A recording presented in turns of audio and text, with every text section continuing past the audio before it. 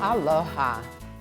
Today we're going to move on with learning the English language. Before we move on, I'd like you to take a look at my literacy circle. This literacy circle is about communication. In this series that we're giving to you, it's as much speaking as it is looking and writing. And we must go through a series of steps. We begin at the bottom of this circle.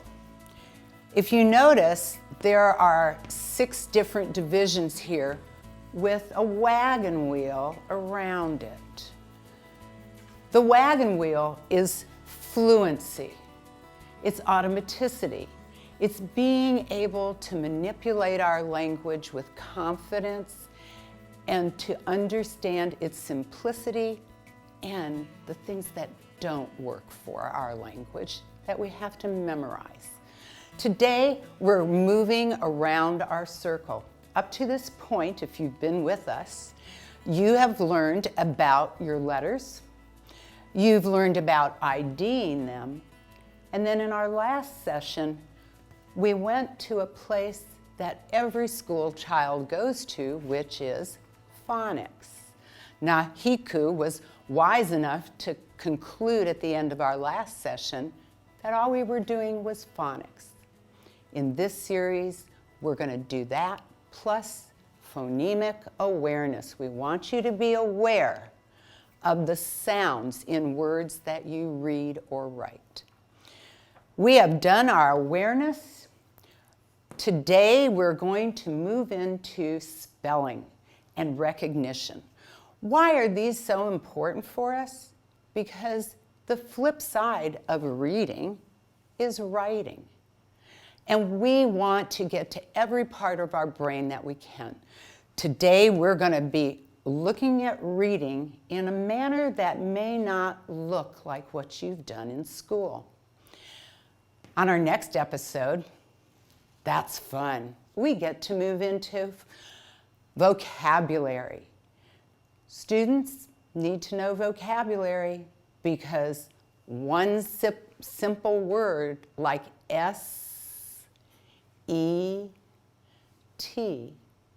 set, can have various meanings, and it's fun to dialogue. We will move into grammar and usage because they're just words until you put them in play. And put them in play of a sentence that you are reading or writing. That will be what we will continue with. And as we go around, we want to touch on listening and structured language along with ending up exactly where we began, speaking. So come with us and we'll take you there. As we said, we have a literacy circle that we're working through. But any system in language, in our situation here on this video coverage, is to develop awareness of being a multi-sensory learner. We'll talk more about this interesting word later, but we know because of multiply, that there must be many factors in play. And the factors in play to get to your brain are exactly what we use every day. Our speech. Use your speech, make your point clear and distinct. No shame in speaking up. No shame in asking a question. And then, if you speak, not only will other people hear you, you yourself have the ears, 2 of them, to listen and correct your own speech. We do it all the time. And then, if you can say it, you're going to want to be able to write what you're saying. It is a systematic way of making your brain listen and do.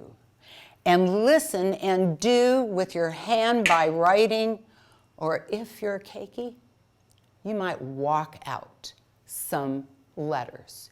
You might trace them in the sand with your foot instead of your hand. Nobody said you can't do that.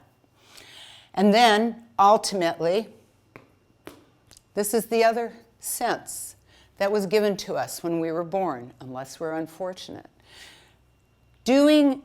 Making your senses work together simultaneously is the part about your brain that most people haven't discovered. So we're here to wake up your brain by being receptive to all of these parts and using them as an expressive way of showing what you know.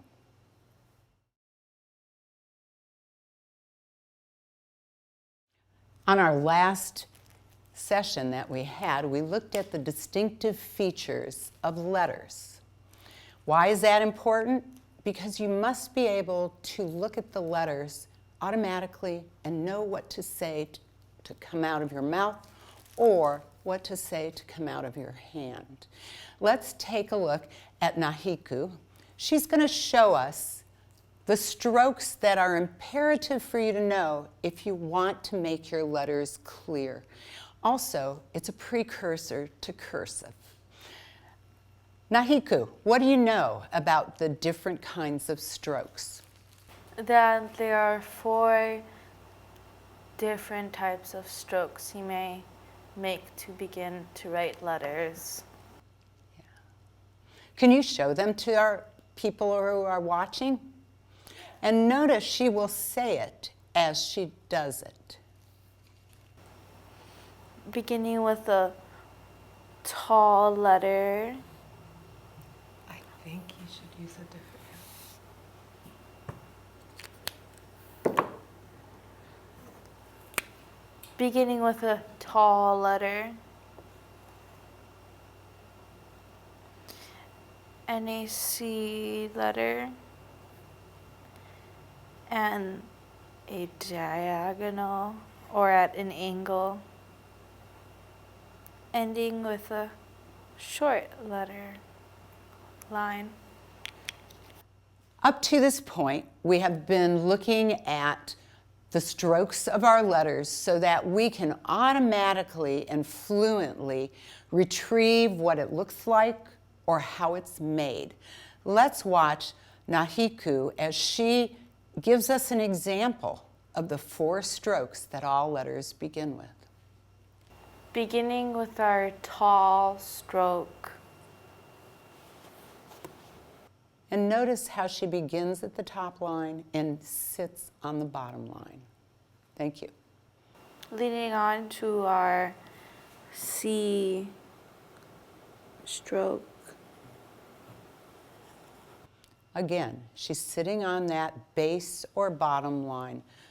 Personally, I prefer the base line because that's where it sits. And the meaning of the word base has an implication there. So we have our tall stroke, our C stroke. Now leading on to our angle stroke or added degrees. And we can also call it diagonal. Yeah, I forgot that word.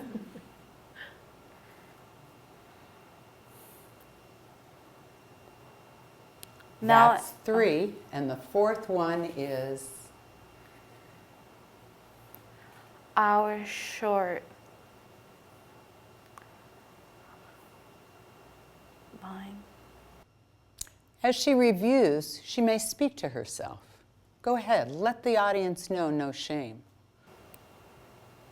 Ending with our short line or reminding me that it's called... So, were you calling it I called it a short stick. Yep, short stick. Yes. And the verbiage that you use, whatever you choose to use, is that you keep. So if If you don't like the way I say it, make up your own way, but keep it connected and always use the same voice, the same words. We're training. Okay, that's good, Nahiko. Would you like to now show the viewer how those strokes can be turned into actual letters using a different color dry erase Yes. marker? With Great. another color, we can take our tall line and make the tall line and adding a circle. And your letter is? A B. And we can now write the C and add another line. With a hook at the bottom. And it makes a G. Moving on to the diagonal line without stop.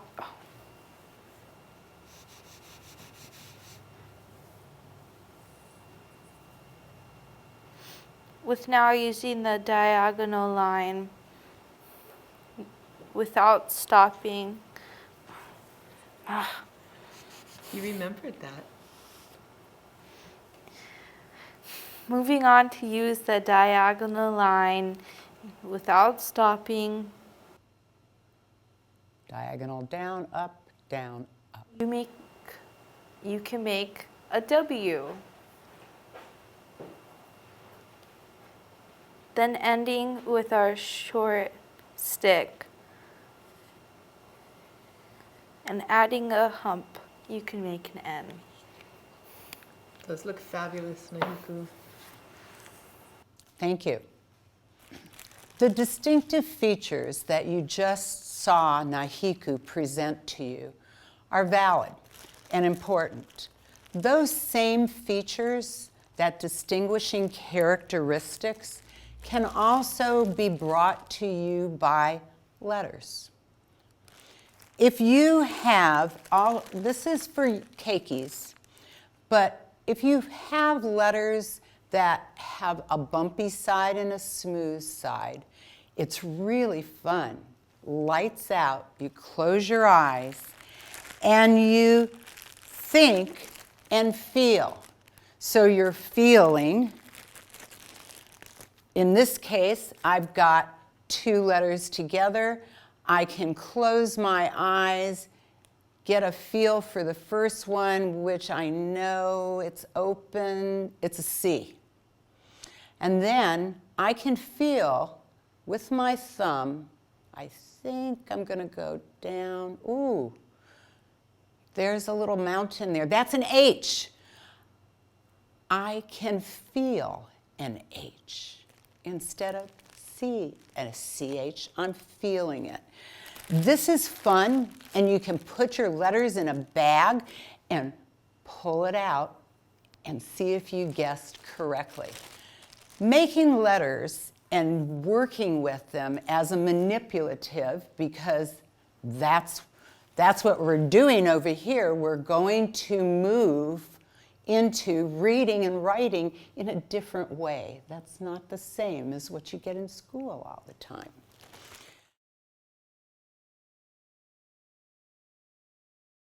Nahiko is getting set up to show us a systematic way to have movable letters.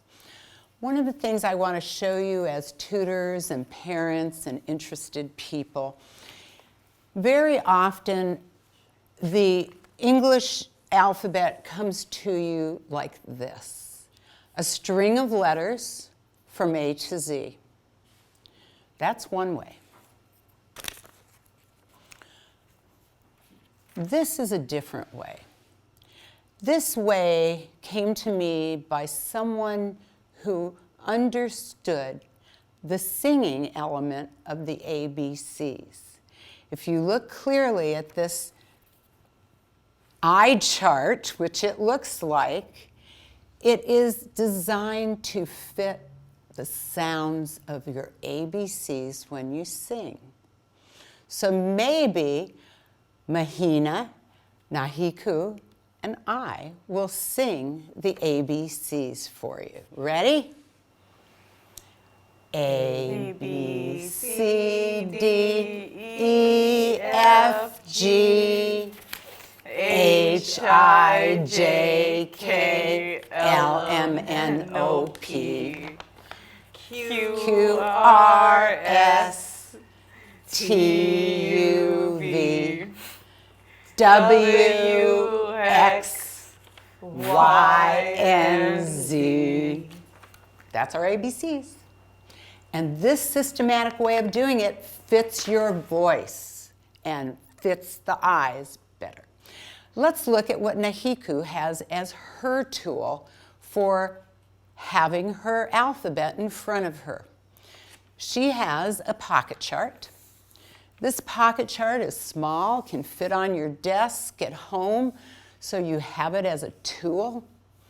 This particular one comes from Amazon and it costs $12. You also can make your own, and I will show you how to do that after we watch Nahiku put her ABCs in an alphabetical order. I am noticing that the vowels and consonants follow that rule we were using yesterday of the B and A. Should I put it in capitals or? We're going to do lowercase. Lowercase. And why is that important, Nahiku? Because we write and read more often in lowercase instead of capital. Correct. Beginning with our first letter of the alphabet, A, in lowercase, our first column. And our B, then our C, and T. And those were the first four, A, B, C, D. Moving on to our E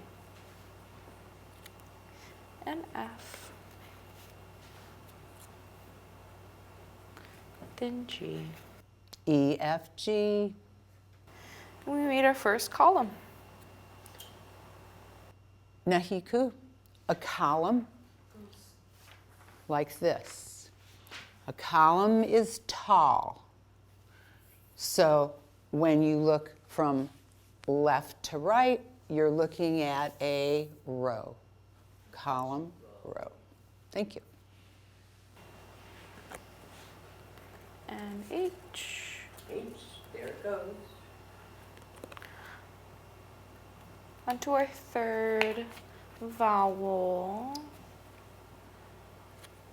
What is that third vowel? I. Gotcha. What letter was that? J. Okay. J. And K. And L. What Nahiku is now doing, she's on L. If you have a child, a little keiki, look at this row. That's correct. L, M, N, O, P. If you've listened to enough children sing their alphabet, you've heard that there is a letter called Elemento. I love that letter. There's no letter called Elemento. Elemento. Go ahead. L, M, N. Distinctively saying the letter. P. And Q. The cute Q. Remaining in lowercase and R. S. T. U. And U is our second to last vowel. V. W, X, Y,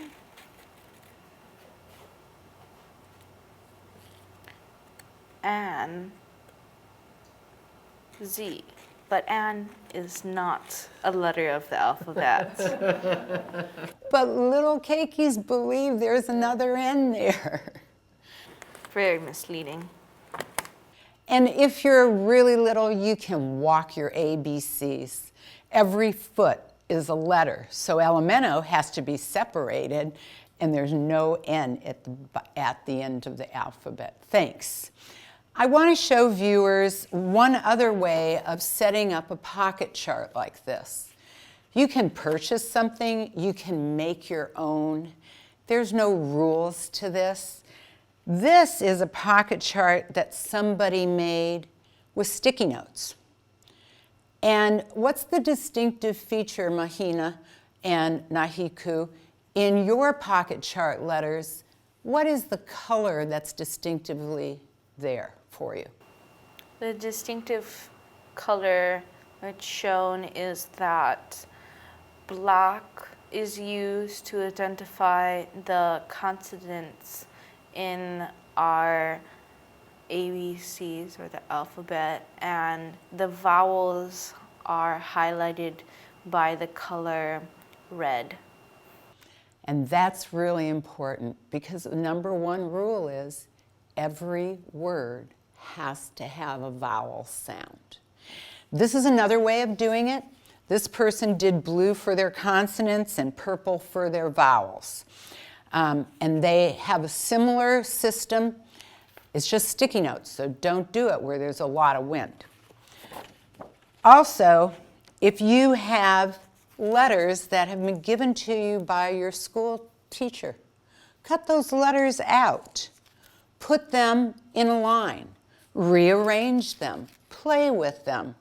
You can use any kinds of letters, feely letters, flat letters, and that is most important. So we now have a letter chart, and the next step is word building, because we've worked with sounds, we've worked with the distinctive features that we see and write, and now we're ready to move into word building.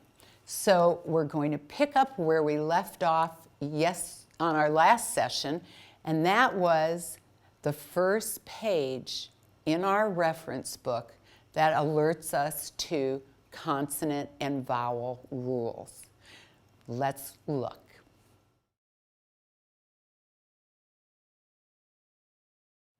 We're back to our first page of our reference book.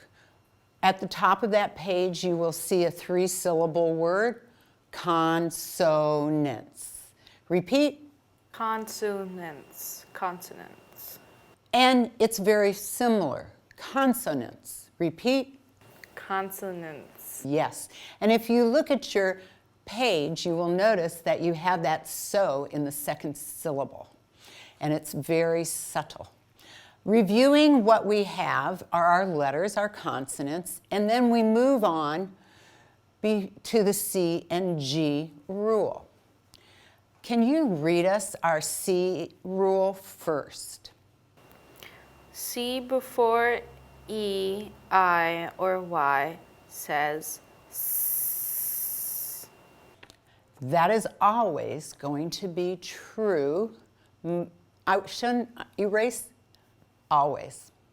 In the English language, always doesn't always work. So most of the time, you will find that C followed by E, I, or Y with the sound of.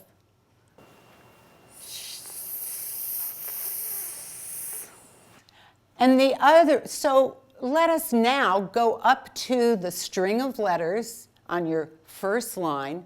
And would you do me a favor, Nahiku?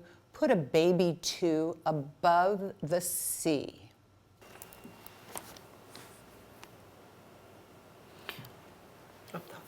Above the C. And no shame, ask me a question. Next rule for beside the C rule. What's the next rule? And if G is before E or I or Y, it may say J. And that is correct. So now we know to go back to our string of consonants, what are you going to put above your G? And 2. Yes. Can you tell the viewers why? I'm writing a 2 above the first line of letters to represent the rule that if it's before E, I, or Y, it may say J. Or S, both of those. So we put a baby 2 above it. There's one more exception to our consonant sounds, and this one is in the word was. It's also in the word has. Repeat. Has. What is the last sound in has? Z. Has. There's no Z in has, but that's the S. The S is tricky. Sometimes at the end of words, it likes to Z you. So what will you put above the S? A 2. A baby 2. Now, this is not how you're going to be writing for your teachers. This is a reference book that you're creating for your own self. And so by putting 2 above those 3 consonants, you're alerting your mind. I'm going to check that out.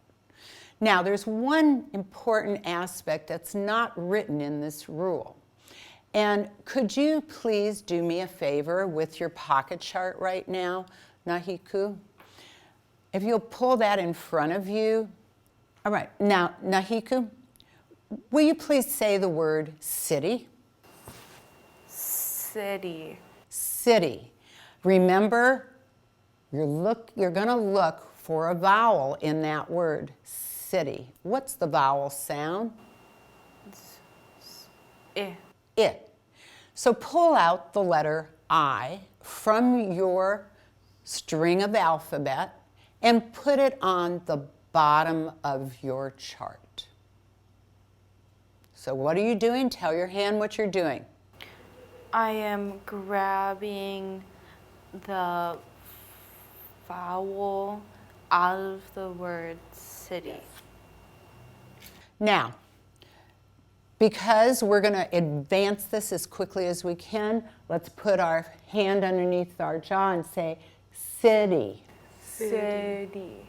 How many times did your jaw drop? City. 2. Correct. The last vowel sound in the word city sounds like I. and the last sound sounds like, say, city. D. E sounds like an E, but there could be another letter that can sound like an E. What is it? The Y. Yes. In this case, she will pull out her Y. Do you have a red Y or a black Y? I have a black Y.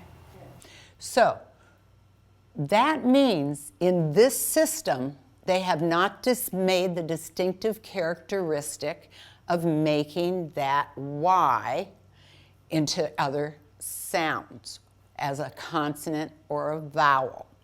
My suggestion here would be to take a red pen or pencil and put some kind of a distinctive feature on that card that tells you, the learner, that that Y can sound like a vowel. Looking at your chart for your color coding. Go ahead. May we have permission to mark the Y with some red? Or you could do it over there. I don't think it's going to show on that. So what they have done, what they're doing is they're turning this Y into a vowel Y.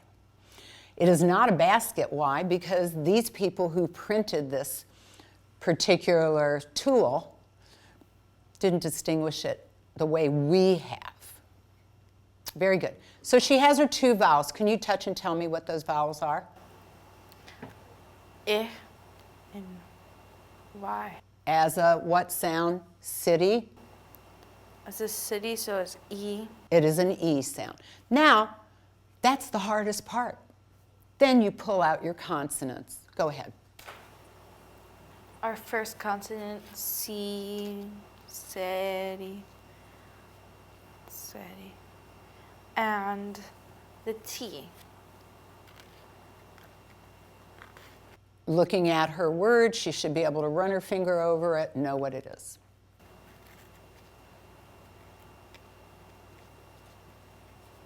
City. City. And that's how you use a pocket chart. You may change it at different times. We'll play with that later in another episode. Very good. So those are our alphabet, how we manipulate them, and can make different words. A city could be changed to another word if we wanted to play with the consonants, but we're going to move on. I'd like that you started with the vowel that, in this case, the I, that determines the rule. I like starting with that vowel because then it reinforces the rule.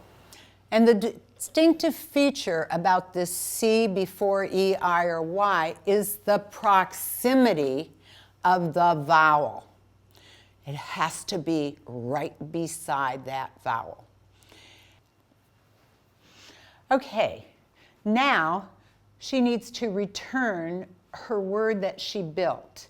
She's going to Nahiku, please return your letters and tell the letter, say your name of your word, and then just say the letter name as you put them back in alphabetical order. Let's watch her. What's your word? City. Yes. And we're starting with C, I, T, and Y. City. Nice way to learn your alphabetical order. Let's take another word that fits the rule. What was the C rule again? The C rule. Is? Words that begin with the letters, with the Now shape. open your reference book up. Oh, yes. And this is why you have a reference book. So, what's the C rule?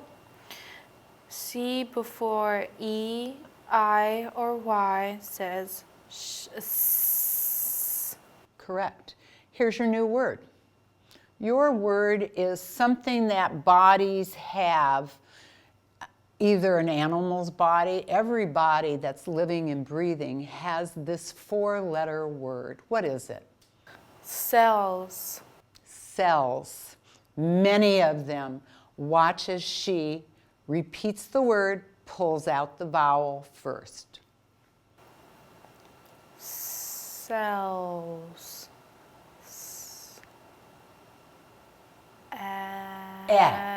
And is she smiling? There's the smile. What letter is it? An E. Grabbing the E for cell. Now she can deal with the rest of her letters. Going back to the beginning, consonant is a C. Then an L. But let's say the sound. S, L. Is it an L that we hear? Oh. Lifting the tongue up, we know it's an L. Cells.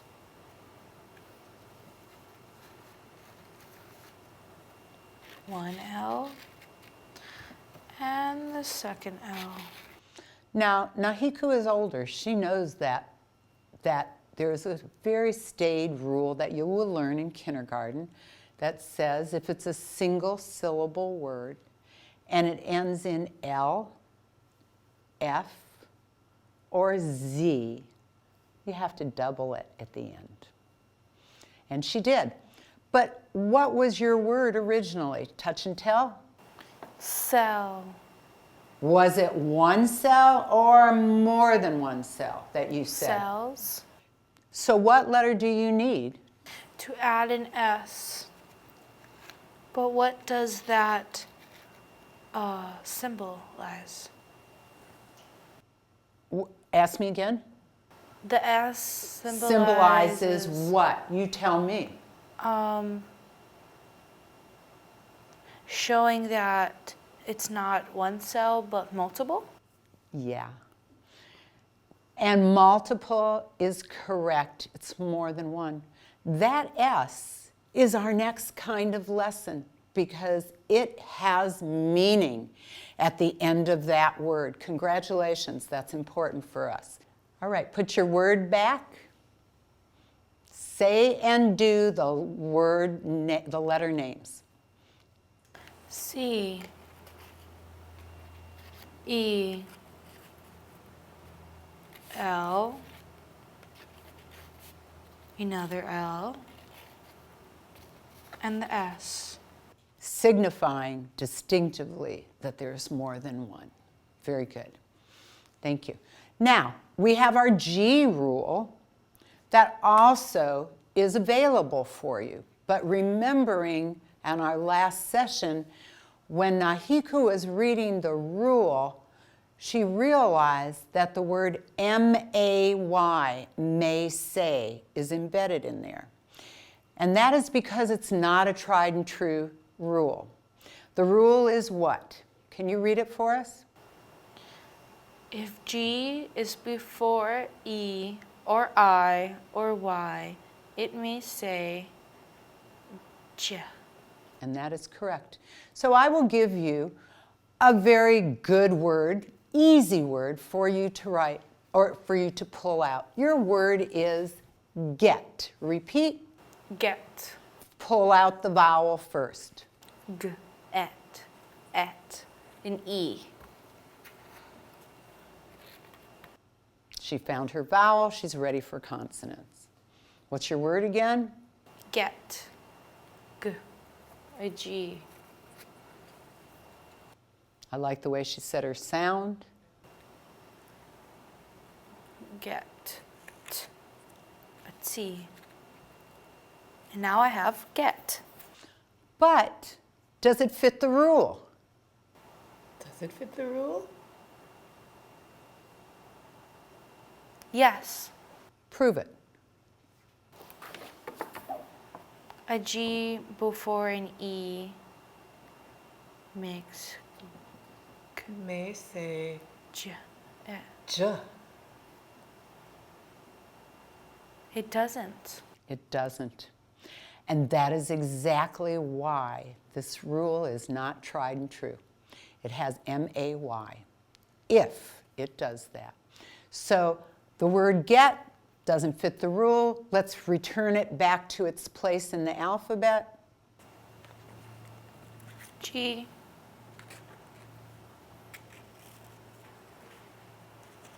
E. T. Very good. Let's see if we can find one. I love diamonds. Diamond is a big word. There's a small word, Nahiku, for diamond, gem. Repeat. Gem. Pull out your vowel first.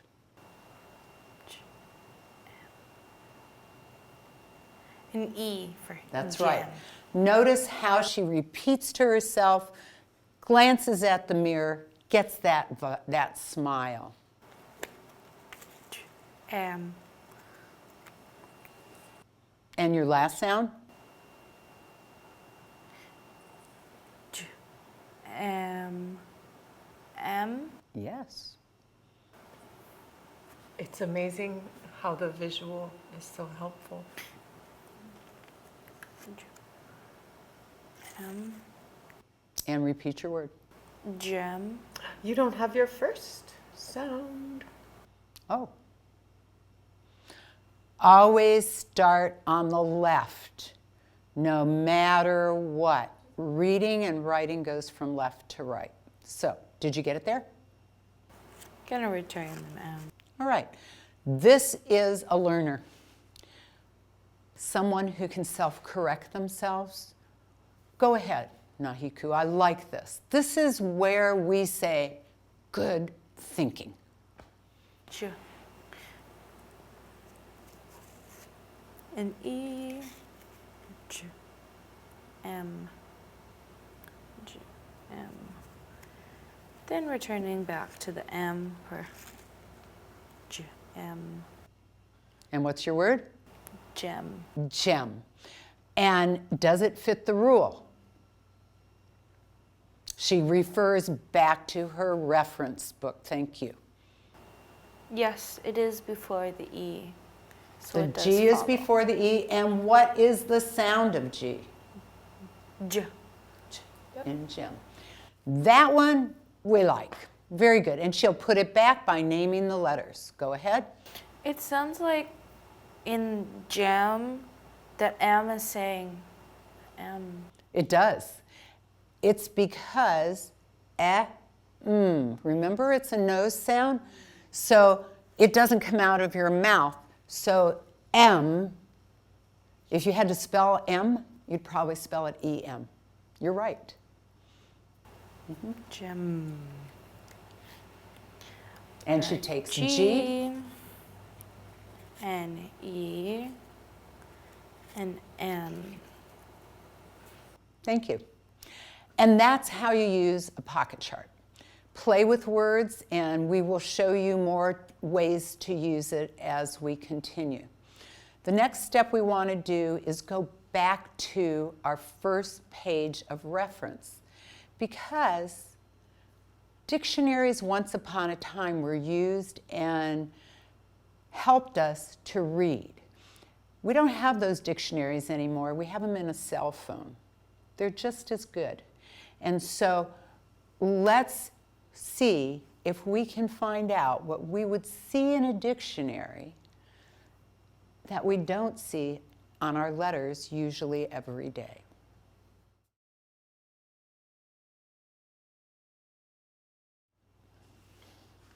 Returning to our first page of our reference book, now we've looked at our consonants, we've looked at the two most important rules for starting with our language. Now we're going to go into vowels. Vowels, as I said, they're pretty important. You can't have words without them, and you can't have syllables without them. So in order to help our brains to understand the variations of their sounds, some wise person created what we call diacritical marks. These are marks that go above vowels. One of the first marks is going to be on our first row. So as we look at our vowels, our first letter is what, Nahiku? A. A. And going to your right in the second column, can you say the word? At. Say at without a t. Ah. Now, that's true. You may call that letter a certain sound, but what I'm going to do is tell you to put a smile above that letter so that A will sound like A. This is called a breve, and it always looks like a smile above a vowel. So if you will place your smiley symbol above the A. Is it B-R-E-V-E? Yes, it is, Brave? a brave. You don't have to worry about that. No, you do not. These words are words I'm giving to you as higher level understanding of how words appear when you've never seen that word before. So next, going across Nahiku from at, what's your next word? Navy. Say navy. Navy. Say navy without the E. Nave. Say knave without the V. Nay. Nay. Say nay without the N. A. Well, that is a straight line. And it goes above the vowel. It's called a macron. So she will put a straight line above it. Those are the first two sounds of A. Bless you.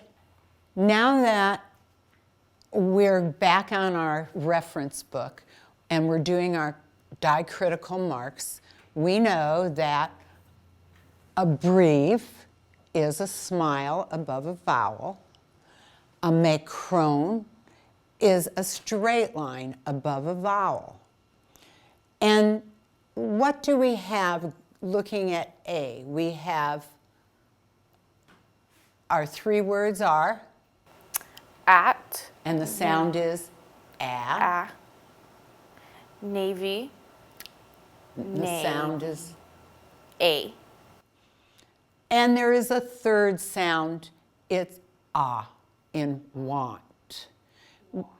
Let's put a baby 3 above that A. That's that third sound of A that gets confusing later on. Moving down to the next vowel. Go ahead, I'm going to have Mahina and Nahiku practice talking about this and keeping in mind that we have 2 critical marks above our vowels. So Nahiku, what's our next vowel? E. Okay, could you read the word in the next column for me? Edge. Can you say the word, can you say the sound leaving out the J?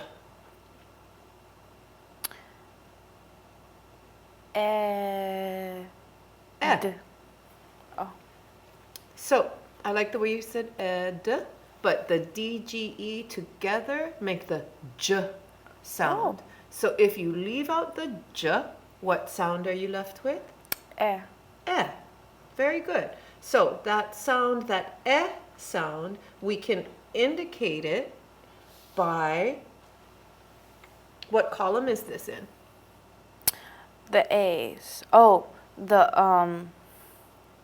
Do you see how we have Smiley? the brev, the smiley face there above the a? The smiley face tells us that that's an a. The smiley face tells us that this is an eh. Eh. So go ahead and put the smile above the eh. Beautiful. You're even filling in your smiles. So cute. What is the word to the right of edge? Me. Say me without the E. Oh. Say it one more time E. and say your word. Me. Now, how did we indicate that this A says its name? What did we do? By removing other sounds. Ah, we remove the other sounds first. And then what is the marker that shows you that it's going to, the E will say its name here? Me. What did you put above the A to make it say its name? A straight line Yep. to show it saying its name. The macron, and you're going to do the same thing with the E. Yes. Great. Okay. What's our next vowel, Nahiku? I. Okay. And what's the word to the right of the letter I? In. Say in without the n. In. Without the n. Oh. Eh. Eh. Beautiful. Now, do you think you know what we're going to put above the I so that we know when we see that word it's pronounced in? Yes. What a do you think? smiley face. Yeah. So when you see the smile above the I, the sound of the I is? In. Eh. Oh, it. Yeah, my Eh. ka'i. Okay, so what is the word to the right of in? Silent. Nice. Can you say silent? Oh, go ahead and put your hand under your chin and say the word silent. Silent. How many times did you feel your jaw open? Silent. 2 times. Great. Can you say silent and leave out the ent? Sil. Okay. Sil. Sile. It's a little odd. Can you say sile and leave out the Sigh. Okay. Can you say sigh and leave out the I. Ah. So, what sound does the I make in silent? I. Ah. How could you put a marker, or what marker could you put above the I, so that when you see the word, you know that it's pronounced I? A straight line. Go for it. Okay. And what's the word? Silent. Great. Let's move on to the next vowel. What is your next vowel? O. Okay. And can you please read the word to the right of O? On. Can you say on without the n? Ah. Ah. Okay. What marker could we use so that you can show other people that that is pronounced ah? A smiley face. Great. And what's your word again? On. I can so see you helping people with this and teaching them how to read. It's very exciting. What's the word to the right of on? Open. Okay. Can you say, oh, here, put your hand under your chin? So we do this anytime we have more multisyllabic word. For beginning, yes. Okay. The word is, let's say it together. Open. How many times did you feel your jaw move? Open. 2 times. Great. Can you say open without the N? Without the N sound? Open. Open. Okay. So can we say the open without the pen? O. How would you indicate that that is the O sound? That that letter says its name? With a straight line above it. Great. And what word do you have there? Open. Great. Now, go to the word to the right of open. And what word is that? Do. Okay, can you say do without the D? Oo. Great. And we haven't. And that will just be your third sound of O. Ooh. And so we would do what we did with want. Adding a little 3. Indicating that that is the third sound of our vowel O. Great, Mexico. You're doing really well. Let's go to the next vowel. U. U. What is the word to the right of the U? Up. Say up without the P. Great. How can we indicate that? Adding a smile or smiley face. Yes. I love it. Makes me happy. Say the word again. Up. Very good. Okay, next word. Let's put our our hand under our chin. And let's say, go ahead and you tell me the word. Music. How many times did you feel your jaw Music. drop? 2 times. Great. Can you say music without the zik? Mew. Mew. Great. And how then would you indicate that the U says its name? Or that the U sounds like you, like Mew? With a straight line. Great. And what is the, oh, tell me the word one more time. Music. Okay. What is the word to the right of music? Put. Great. Can you say put without the T? Put. Without the T. Put. Okay. Can you say put without the P? And that is our third sound. for the letter. Put. Oh, U. Great. Go ahead and put a 3 above the U. Miniature 3. Your mini 3 is getting bigger. And what's the final vowel that we'll be looking at today? Y. Okay. What is the word to the right of the Y? Gym. Yay! Do you know why I'm saying yay?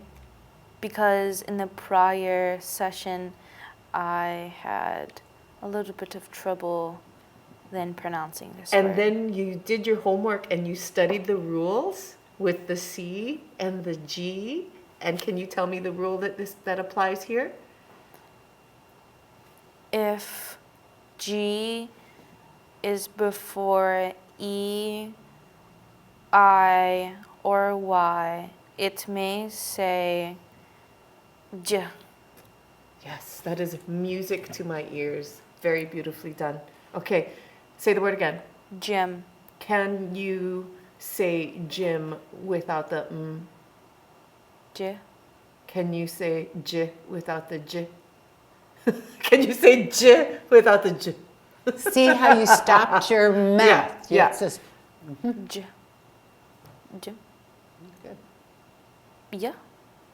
Yeah, that's a tricky one. Im, yeah? J. Yes. Eh. Now that Y is acting like that other sound that it can make. Not only can it make the E sound, it can also sound like it. And when we want to show that that sound is supposed to be a I, we need to do what? Add a smiley face Great. above. Great. And I might suggest putting a baby I right in the middle of that Y bucket. Oh. And that way, you know it's the third sound for our reference book. Just a little. And you know, and you would never write your word like that, but that's your reference book. And you know, and it solidifies in your brain every time you do while you say and you see. So, my ka'i, that's beautiful. Okay, what is the word to the right of Jim? My. Okay, can you say my without the Y. My. Oh. I. Yeah, My. I. Okay, great. So, how can we indicate that that is going to be the I sound? Adding a straight line to it. Great. And maybe embedding a baby I inside there. So you get a hint for your brain. Okay, that looks great, Nahiku. And what's the word again? My. Okay. What's the word to the right of my? Baby. Baby. Go ahead and put your hand under your chin and say the word for me. Baby. How many times did your chin drop? B-A-B. Baby. Twice. Okay, great. Can you say baby without the bay? O. Start E. with baby. Start with baby. Start with baby. Baby. And can you say baby E. without the bay? Baby. B. E. Yeah, right? If you say B without the B, then you have E. Okay? So go ahead and put a small 3 above the Y because that's the third sound. Now, because it's the E sound, Could I this put It's time- not necessarily the third. It Okay. is just 3 sounds that it can do Okay, when it's a vowel. okay. I haven't been putting a 3 on top of that because it's so easy to understand and it's not an utterance that we don't know. Okay. Very good. Okay, so those are our vowels and our diacritical marks. Very important, and I like the way the two of you work together to listen, look, and do. Excellent. Now we're going to move on to the next page. On this page, we are going to work with that letter that's bossy, with that letter that's at the end, and that letter that just doesn't want to say anything. And that is the final. Final means it comes at the end of a word, silent, you can't hear it, and it's a straight line and around, it's an E.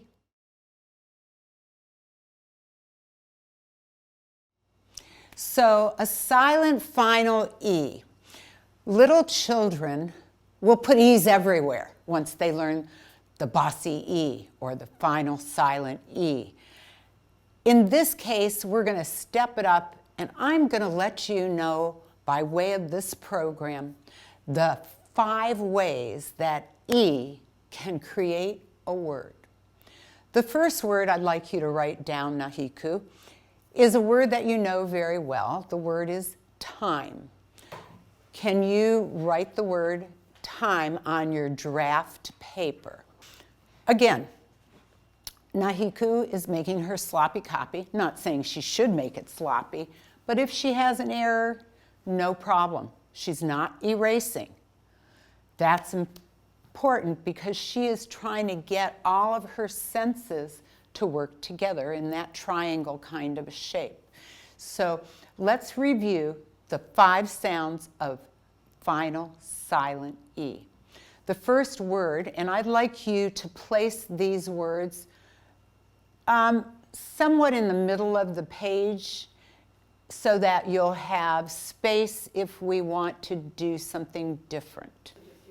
So we're now on her scratch paper or her first draft paper, and across, starting your first word is time. How do you spell the word time? Say and do.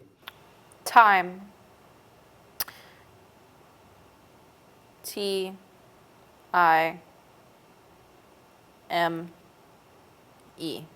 Time.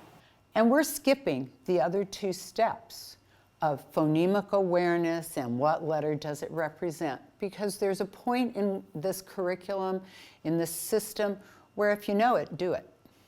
In the word time, I would like you to tell me what you think the E does. The E becomes silent because there is another vowel in front of it, causing then for it to speak its name. Very good. This is how you might want it to look. That E does some work, but let's look at our word. T-I-M-E.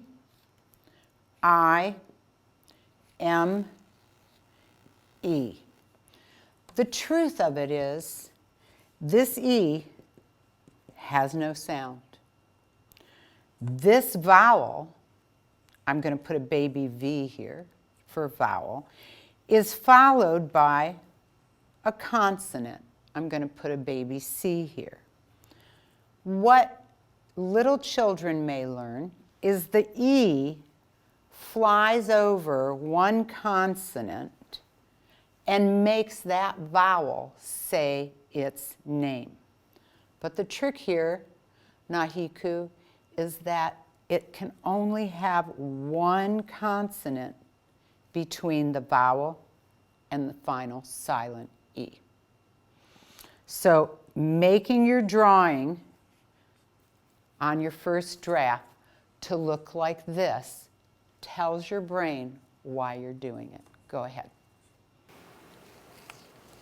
Gonna write a little V in the bottom of the I and a C for the M being a consonant. Consonants. And then the fly. And an arrow to represent the flying of the E. Right. So, if you're little, you might want to have that E fly through the sky past the vowel, knock on that vowel, say, hey, if you say your name, I'll fly back to where I came from and I'll be silent. And that's how you learn the vowel, consonant, silent E pattern. After time with the silent final E, the next rule is no English word can end in V or U. And you have two words that are examples of that. What are they? Blue. Blue. Say blue. Blue. What's the last sound in blue? Oo. You cannot end a word in U or V in the English language. So you get a chance to put a final silent E next to have and blue. That is the second rule. The third rule involves something that we're going to look at. It has two rules embedded in the silent E. Watch Nahiku as she repeats the word chance. Say chance. Ants. Chance. And pull out your vowel first. You're going to work on your letter chart. So she's pulling out her letter chart. I'll take this away from you because I will need it. My goodness, Nahiku. Look what happened to our pocket chart during the break. Do you notice anything different? It expanded. Yeah, it expanded to include what? A lot of sounds using H's inside. Absolutely. And do these different combinations, do these digraphs, how many letters in each? 2. Do they make one sound or do they make two sounds? 2 sounds. What does this sound like? Is one of the sounds it makes. How many sounds did you hear? 1. Okay. What sound would this make? W. And you can also look in the mirror, right? W. How many sounds do you hear there? 2. What are the two sounds that you hear? W. W. And it slides in your mouth to create one sound. Oh. You felt it. That is correct. Okay. How about these two letters? What sound do they make? Shh. Do you hear one sound or two sounds? I'm hearing 1. Okay. But what sound does the CH make here? Ch. Okay. So, how many sounds do these combinations of consonants make? 1. Yes. Very good. And that's extremely important for people to understand that you can have more letters to make one sound. All right, let's pull out chance. Repeat the word. Chance. Pull out your vowel sound first. Say your word. Chance. And your vowel sound is? Act. Very good. And then silent. Well, don't go there yet because we're teaching how to get there. So we know you know this, but we're going to show the audience the whole piece. So we're going from left to right. Always go from left to right. And our chance. She places her beginning sound. Repeat again what you have so you know what's next. Cha. Say the word again. Chan. Chan. An N. And then a S. chance. Aha. Now, Touch and tell. Yeah. How is this a sound? What rule makes this say s? We're using C before E, I, or Y says S. Good. So what needs to come here at the end of the word? S. An E. Nice. And what's the word?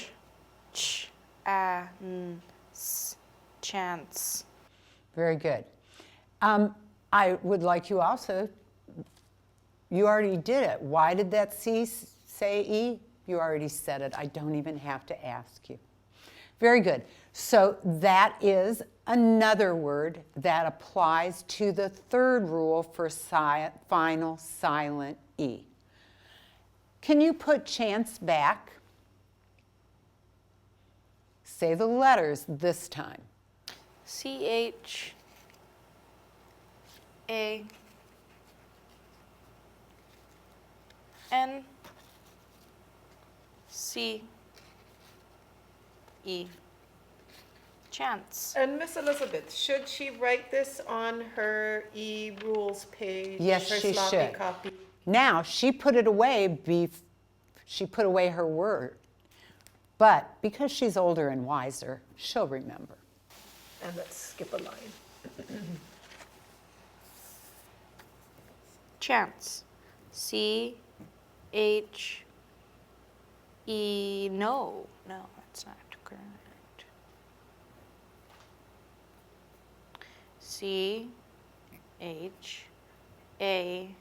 N. C. E. Chance. Very good. And you may want to put a little broken line on the E to prove that it's silent. What would go above that C in chance for our book? And we can refer back to your notes. What sound did this make? What is this word? At. And is that the same sound here? Cha, at? Yes. Okay, so what would you put above? Smiley face to represent that. The sound trying to make. And there's another rule at the end.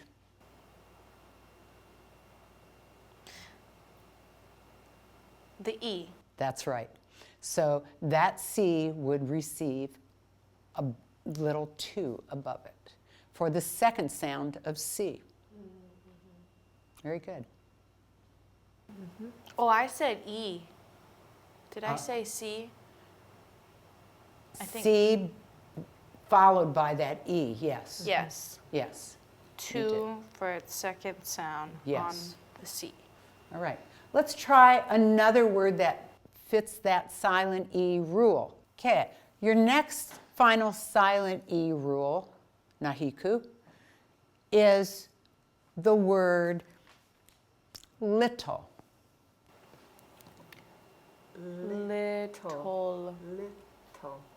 Little. How many syllables? 2.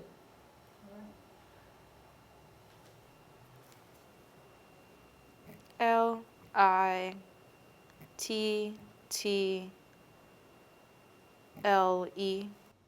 Very good. It's 2 syllables. What is that E doing in that second syllable?